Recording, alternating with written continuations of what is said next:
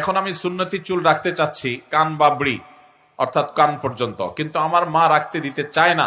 তিনি বলেন তার এই সুন্নত নাকি পছন্দ হয় না, কিন্তু আমার বাবা রাখতে দিবে। এখন আমি কি করব? প্রথম কথা হলো যে মাকে বুঝাইতে হবে, মা নবীজির কোন সুন্নত এটা যদি বলে যে আমার ভালো লাগে না, অপছন্দ হয়, তাহলে এটা ইমান নিয়ে টানাটানি হতে পারে। হ্যাঁ, এটা ঠিক যে আমি এই সুন্নতটা পালন এই মুহূর্তে করতে নিষেধ করতে পারি বিশেষ কোনো কারণে, সেটা অসুবিধা নাই। কিন্তু নবীজির সুন্নতের প্রতি অবজ্ঞা অশ্রদ্ধা প্রকাশ হলে সেটা কিন্তু ইমান নিয়ে টানাটানি হতে পারে, বিশেষ করে যে ঠাট্টা বিদ্রুপ হয়। এটা মাকে বোঝাইতে হবে।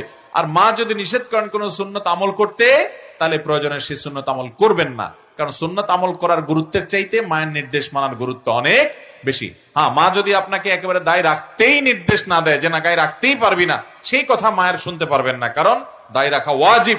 ওয়াজিব তরক করতে গিয়ে মায়ের কথা শোনা যাবে।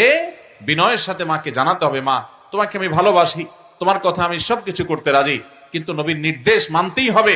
আফুল্লোহা আর ফুল্লোহা, সেজন্য আমি দায়ী, তোমার কথা চাচতে পারবো না। তবে হ্যাঁ, চুল লম্বা করে এটা তো সুন্নাহ।